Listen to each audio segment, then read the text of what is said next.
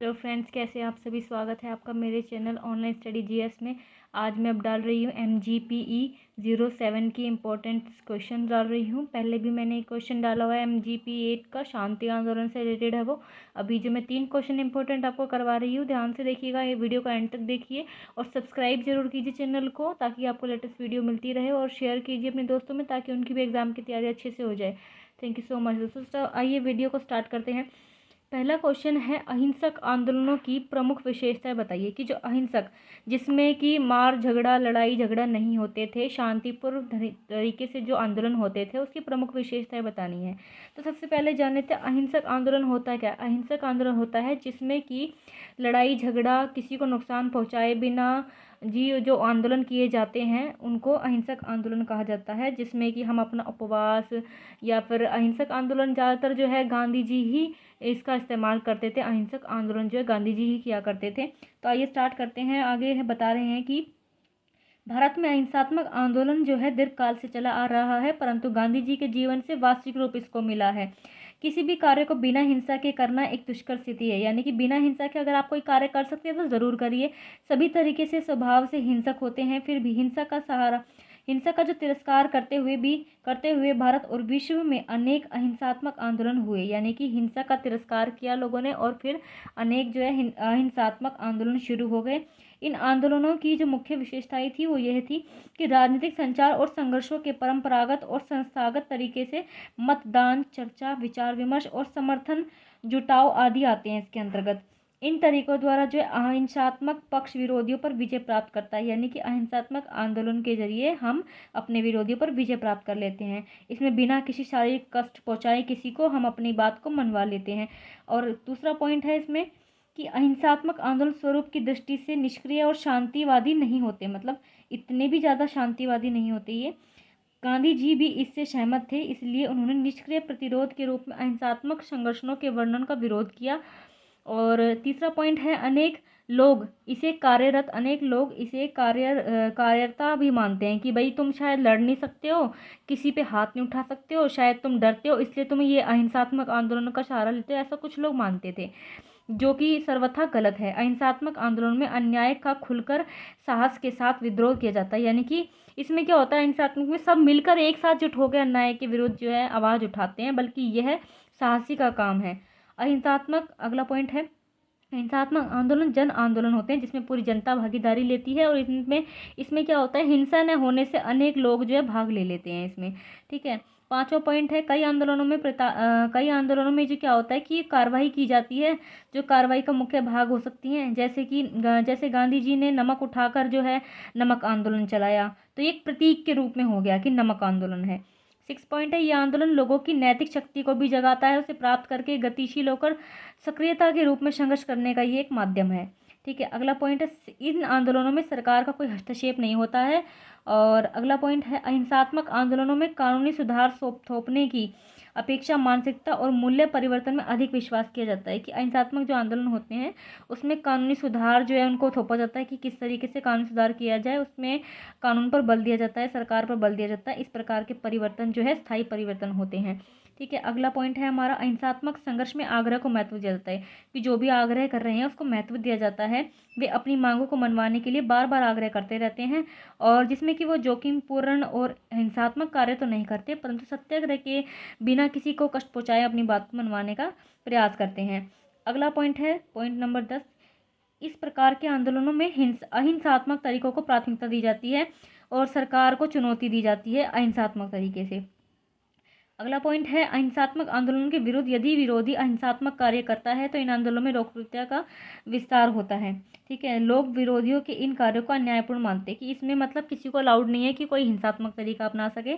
इन आंदोलनों की महत्वपूर्ण विशेषता यह होती है कि यह सहज बच्चे, बुजुर्ग, महिलाएं, गरीब लोग सभी इसमें भागीदारी ले सकते हैं। और अहिंसात्मक आंदोलन परिणाम स्वरूप जो है राज्य भी इसमें स्थापित होते हैं, जैसे कि सोवियत संघ, क्यूबा और चीन में जैसे हुए हैं वही। और अगला पॉइंट है अहिंसात्मक आंदोलन की शक्ति अनेक लोगों के हाथों में होती है, इसमें किसी एक बंदे के पास में नहीं होती है शक्ति। तो यही है कि इससे मतलब जो है हिंसा का सहारा ना लेकर के बिना हिंसा के भी हम अपनी बातों को मनवा सकते हैं, जिससे कि काफ़ी हमारी चीज़ें पूरी भी हुई हैं गांधी जी के जरिए। तो आइए अब नेक्स्ट पॉइंट देख लेते हैं। नेक्स्ट क्वेश्चन है भूदान आंदोलन अपने लक्ष्य हासिल करने में असफल रहा। क्या आप इस बात से सहमत हैं कि भूदान किस तरीके से असहमत रहा? तो देखिए जान लेते हैं। भूदान आंदोलन की कई प्रकार से लोगों ने आलोचना करी है। इसमें मुख्य रूप से अर्थशास्त्री, दार्शनिक, राजनीतिक विचारक और समाज सुधार आदि शामिल है। यहाँ तक कि गांधी जी के जो लोग थे वो भी इससे सहमत नहीं थे। भूदान आंदोलन अपना लक्ष्य प्राप्त करने में जो है असफल रहा था। किस लिए असफल रहा था वो पॉइंट बताए जा रहे हैं। क्या था? स्पष्टता का अभाव था। स्पष्टता का अभाव मतलब कोई भी बात को स्पष्ट रूप से नहीं कहा गया था। जैसे कि भूदान आंदोलन के विरुद्ध यह तर्क दिया गया था कि उद्देश्यों में स्पष्टता का अभाव है। आंदोलन में कहा गया है कि सामाजिक क्रांति के माध्यम से उद्देश्यों को प्राप्त किया जाएगा और इसमें राज्यों के सहयोग की कोई ज़रूरत नहीं है, परंतु आंदोलनों में लोगों को कितना और क्या प्राप्त हुआ इस संबंध में कोई जानकारी नहीं है। और ये दावा किया गया कि गांधी जी की सामाजिक जागरूकता की जो विचारधारा है वो आंदोलन में उसका यूज़ नहीं किया गया, यह केवल एक विवरण ही रह गया। तो यही सब बातें थी। अगला पॉइंट है जिसकी वजह से हुआ असंतुलन। आंदोलन में कृषि भूमि विषय में आंदोलन के विचार में असंतुलन था। असंतुलन यानी कि फिर आंदोलन का मुख्य उद्देश्य क्या था कि गरीबी, भूमिहीन को दान मिल जाना, भूमि जो भूमिहीन किसान हैं, गरीब है, उनको भूमि दान में मिल जाए, परंतु उन कृषि ग्रामीणों जिनके पास थोड़ी भूमि होती है और अर्ध भूमिहीनों के बारे में कोई विचार नहीं किया गया। और जो कृषि मजदूर के रूप में जीवन बिता रहे थे इन लोगों को भूदान योजना में शामिल ही नहीं किया गया कि जिसमें भूमि दान में मिल जाती, उन लोगों को शामिल ही नहीं किया गया। तो यही कारण था। अपर्याप्त भूमि यानी कि अनेक लोगों का विचार था कि भूदान योजना में जो भूमि दी गई है वह अपर्याप्त है, मतलब पर्याप्त ही नहीं है, बहुत कम दी गई है, थोड़ी दी गई है, इसमें पूरे वर्ष तक काम नहीं किया जा सकता, अर्थात रोजगार का पूर्ण अवसर जो है प्राप्त नहीं हुआ इसी तरीके से। और कह रहे हैं कि अगला है विखंडन और उपविभाजन। इसमें पॉइंट में कहा गया है कि भूदान और उसकी जो कार्यप्रणाली को लेकर ये आलोचना करी गई कि आंदोलन पहले से छोटे और बिखरे हुए कृषि क्षेत्रों का विखंडन और उपविभाजन करता है कि जो छोटे छोटे किसान हैं उनका विघटन हो रहा है। आंदोलन में छोटे और बड़े किसानों को भूमिदान किया जाता है कि छोटे और जो बड़े किसान हैं उनको भूमिदान किया जाता है। छोटे किसानों द्वारा छोटी भूमिदान में प्राप्त की जाती है, आगे फिर इसका विखंडन और विभाजन हो जाता है। ऐसे लघु क्षेत्रों में खेती कर पाना कठिन हो जाता है और साथ ही घाटे का ये सौदा भी होता है कि भाई छोटे किसानों को थोड़ी दी जा रही है, बड़ों को ज़्यादा दी जा रही है। अलाभकर जोत क्षेत्र यानी कि आलोचक जो थे वो कह रहे थे कि आंदोलन के उद्देश्य की जो असफलता का तर्क यह भी है कि जो भूदान से प्राप्त भूमि अलाभकर जोतकर क्षेत्र की समस्या उत्पन्न करती है कि इतना ज़्यादा हमें क्षेत्र नहीं दिया जा रहा जिसमें कि अच्छे से हम जोत सके अपने खेत को, तो कम दिया जा रहा है, उसमें समस्या उनको उत्पन्न हो रही है। एक छोटा किसान अपने खेत का एक भाग देकर अपनी जोत को एक छोटा कर लेता है जिससे कि उसका उत्पादन भी कम हो जाता है और गरीबी और अधिक बढ़ जाती है। ये पॉइंट रहा। अगला पॉइंट है खेती के लिए अनुपयुक्त भूमि इकाई कि भूमि इकाई यानी कि उपयुक्त हमें खेती के लिए जगह नहीं मिली। आंदोलन द्वारा उद्देश्य न प्राप्त करने का एक बड़ा तर्क यह भी है कि जो भी भूमि प्राप्त की गई वह खेती के योग्य ही नहीं थी, मतलब बंजर भूमि थी, योग्य नहीं थी। स्वयं गांधी जी की वृद्ध शिष्या मीराबेन ने भी अनुभव किया कि दान की गई अधिकांश भूमि घटिया किस्म की है। उसमें विचार किया गया कि एकत्र की गई भूमि जो 80% से अधिक जो है वो घटिया है, केवल 20% भूमि ही ठीक है। इसमें दान में प्राप्त हुई जो भूमि थी वो या तो चारागाह या वनों से ढकी हुई है। आलोचकों ने यह भी कहा कि विनोबा को इस बात की जानकारी थी कि परंतु यह फिर टाल दिया, फिर भी कहकर उन्होंने कि बेकार नहीं लगती है बात उनको। चट्टानी और पहाड़ी भूमियों का प्रयोग किया गया, मतलब ऐसी भूमि दे दी गई उनको जिससे कि उन्हें वहाँ पर काम करना बहुत कठिन हो गया, बहुत मेहनत का काम रह गया उनके लिए। अगला आता हमारा पॉइंट पुनर्वास का प्रश्न, यानी कि आंदोलन के उद्देश्य में की असफलता का एक कारण पुनर्वास भी था। भूमिहीन कृषि किसानों को जो भी भूमि दान में प्राप्त हुई थी उन उससे पुनर्वास संभव नहीं था कि भाई दोबारा से वो वास कर सके वहीं पर, उससे संभव नहीं था। भूमिहीन तत्काल लाभ की वस्तु नहीं है। जिस प्रकार से धन दान और अन्नदान से होता है, इसलिए भूमि दान से पुनर्वास शीघ्र नहीं होता कि जो भूमि दान दी गई है उससे शीघ्र जल्दी ही हम पुनर्वास नहीं कर सकते। थोड़ी भूमि मिली है, इसके लिए निवेश और संसाधनों की आवश्यकता पड़ती है कि कुछ खर्चा पानी करना पड़े, संसाधन लाने पड़े, उसकी आवश्यकता पड़ती है। इसलिए इसलिए भूमिहीन जिनको भूमि नहीं मिली थी उनका पुनर्वास तब तक नहीं हो सकता जब तक कि उन्हें कृषि के लिए प्राप्त संसाधन व निवेश उपकरण आदि नहीं दिए जाते, तो उनको वो सब चीज़ें जरूरी चाहिए थी। तो यही था भूमि दान से रिलेटेड। आगे है हमारा मद्य निषेध पर गांधी जी और कुमारप्पा के विचारों की तुलना कीजिए कि किस तरीके से गांधी जी कह रहे हैं कि जो मद्य का मतलब है शराब, नशा, मदिरा, इसके बारे में बोल रहे हैं कि गांधी जी के क्या विचार थे इसमें। तो आइए जान लेते हैं। गांधी जी और कुमारप्पा। भारत में महात्मा गांधी और कुमारप्पा मद्य निषेध के प्रबल समर्थक थे वे इसके। इन्होंने अपनी नीतियों और विचारों में मद्य निषेध की आवश्यकता और हानियों को भारत के प्रति सामाजिक, आर्थिक, सांस्कृतिक रूप में प्रकट किया। मद्य निषेध पर गांधी जी के विचार थे क्या थे कि गांधी जी विचारधारा में मद्य निषेध को महत्वपूर्ण स्थान प्राप्त है। गांधी जी मदिरा को रोग, चोरी और वेश्यावृत्ति से भी अधिक भयंकर मानते हैं। गांधी जी कहते थे कि भाई चोरी कर लो, वेश्यावृत्ति कर लो, उससे भी ज़्यादा बुरा काम है ये मदिरापान, कि ये सबसे बड़ा रोग है। और कहते हैं कि अनेक साम्राज्य जैसे कि रोमन साम्राज्य का पतन जो है उनमें शराब की लत के कारण ही उनका पतन हुआ था। जितने भी राज्य साम्राज्य पहले थे उनका पतन का कारण शराब ही थी। यही है जो सभी का पतन का कारण है।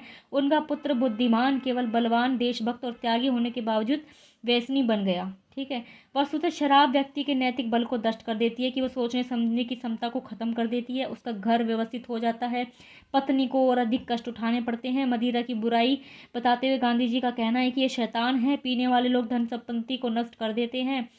चेतन अवस्था में शराबी स्वयं की लज्जा का अनुभव करता है कि वह स्वयं की लज्जा भी वो अनुभव करता है इसमें कि भाई इतना ज़्यादा वो बुरा हो जाता है। गांधी जी ने देश विदेश और भारत के शराबियों की दुर्दशा का अवलोकन किया कि किस तरीके से भारत में भी शराबी लोग भरे पड़े हैं। गांधी नशाखोरों से संबंधित घटनाओं से बड़े दुखी होकर शराब के घोर विरोध किया उन्होंने कि भाई शराब की जितनी घटनाएं हो रही हैं उससे रिलेटेड घरेलू घटनाएं हो रही हैं, बाहर भी लोग ड्राइव भी करते हैं पी करके, तो वो सारी चीज़ें गांधी जी ने इसमें बताया। संक्षेप में जो मदिरा व्यक्ति को शारीरिक, नैतिक, बौद्धिक और आर्थिक दृष्टि से उसको नष्ट कर देती है व्यक्ति को। भारत में जो है कुमारप्पा जो है वो कहते हैं मद्य निषेध के मामले में कि गांधी जी की विचारधारा के सबसे बड़े समर्थक और व्याख्याता थे। कौन थे? कुमारप्पा। गांधी जी के ही असिस्टेंट मान लो एक तरीके से, जो उनकी बात को मानते थे। उन्होंने अपनी पुस्तक में वाई प्रोहिबिशन इसमें इस बात का निबंध भी लिखा है। कुमारप्पा लोगों के सामने मद्य निषेध के लिए प्रभावकारी तर्क देते हैं कि मादक पेय को लेने वाले के सामने व्यक्तिगत स्वतंत्रता की समस्या उत्पन्न हो जाती है, कि उससे वो व्यक्ति को स्वतंत्रता की समस्या उत्पन्न हो जाती है अगर वो मादक पेय ले रहा है पदार्थ, तो यानी कि शराब वगैरह जैसी चीज़ें ले रहा है। तो वस्तुतः मद्य निषेध गरीबों के हित में सोचा गया मामला है कि गरीबों के बारे में सोचा जाए। गरीब अपनी अर्जित आय से अपने परिवार का पालन करने में असक्षम होता है। यदि वह व्यसनी हो जाएगा यानी शराबी हो जाएगा तो परिवार को दुर्घटना का सामना करना पड़ेगा, उनकी दुर्दशा और ज़्यादा खराब हो जाएगी। मद्यपान समाज में विरोधी आदत है, इसीलिए सरकार को उसमें हस्तक्षेप करना ही पड़ेगा, रोक लगानी पड़ेगी। नारकोटिक और अल्कोहल लेना पश्चिमी देशों का रीति रिवाज रहा है, अतः कानून द्वारा जो इस पर नियंत्रण नहीं हो सकता। कह रहा है कि मध्य ये जो पश्चिमी सभ्यता ने हमारे देश को भी इसका आदी बना दिया अल्कोहल का, इसलिए जो है इसमें कानून का नियंत्रण भी नहीं रहता है। ये सब कह रहे हैं कि भारत में ऐसा कुछ नहीं है, परंतु इसलिए यहाँ उसे काबू किया जा सकता है। कि दूसरे देशों में तो काबू नहीं किया जा सकता क्योंकि उसको अधिकार के रूप में ही वो यूज़ कर देते हैं, क्योंकि उनका एक रिवाज बन गया है। परंतु भारत में ऐसा कुछ नहीं है, तो भारत में इसमें रोक लगाई जा सकती है। ये उल्लेखनीय भी है कि गांधी जी के दोनों प्रमुख हिंदू और इस्लाम दोनों में मद्यपान निषिद्ध है, मतलब नहीं पीना चाहिए, ऐसा लिखा हुआ है। गांधी जी के विचारों से कुमारप्पा के विचारों की तुलना करें तो देखा जाएगा कि कुमारप्पा जो है वो शराब पर गांधी जी के विचारों के बड़े समर्थक थे। स्पष्ट है कि गांधी जी जो शराब के संबंध में कुछ भी कहते थे तो उससे कुमारप्पा सहमत रहते थे। दोनों का विचार जो है सहमत रहता था, आर्थिक समस्या दोनों समझते थे इसको। दोनों का कहना था कि शराब पीने वाले व्यक्ति है उसके परिवार की आर्थिक दशा जो है शोचनीय हो जाती है और शराबी परिवार का जो है बेसहारा उनका परिवार हो जाता है। गांधी और कुमारप्पा दोनों ही शराब को लेकर के अनुचित और न्यायपूर्ण मानते थे। कुमार के अनुसार जो है मद्य यानी कि शराब के द्वारा जो उनके ठेकेदारों की सहायता की जाती है, जो शराब लाइसेंस की बोली लगाते हैं, वे लाभ प्राप्त करने के लिए शराब की बड़ी बिक्री करते हैं, उसको बढ़ाते हैं। और गांधी जी कह रहे हैं कि शराब को जो है बिल्कुल ही नष्ट कर देना चाहिए, ख़त्म कर देना चाहिए। कुमारप्पा के आंकड़ों को देकर जो प्रमाणित किया गया है वह यह है कि क्षमता के अनुसार अलावा बचत, निवेश, खपत और सार्वजनिक स्वास्थ्य सूचनाओं में शराब की अवधि दौरान जो है पर्याप्त वृद्धि देखी गई है। सबसे ज़्यादा वृद्धि इसी में होती है। कानून के समान कुमारप्पा मानते हैं कि शराब के नियमों के पालन में जनता का सहयोग अति आवश्यक है। जनता सहयोग करेगी तो फिर ये मतलब इस पर कुछ उपाय भी किए जा सकते हैं। तो थैंक यू सो मच दोस्तों। इसी तरीके से शराब को लेकर के महिलाओं ने भी एक आंदोलन किया था, जिसे ताड़ी आंदोलन कहा गया था। तो शराब बंद करवाने के लिए किया गया था ये आंदोलन। तो इसी तरीके से जो गांधी जी के विचार थे, कुमारप्पा के विचार थे। थैंक यू सो मच दोस्तों। वीडियो अच्छा लगे लाइक करना, कमेंट जरूर करना। नेक्स्ट पेपर आपका कौन सा है, क्या इंपॉर्टेंट क्वेश्चन चाहिए, वो क्वेश्चन मुझे लिख कर आप बता दीजिए। थैंक यू सो मच दोस्तों।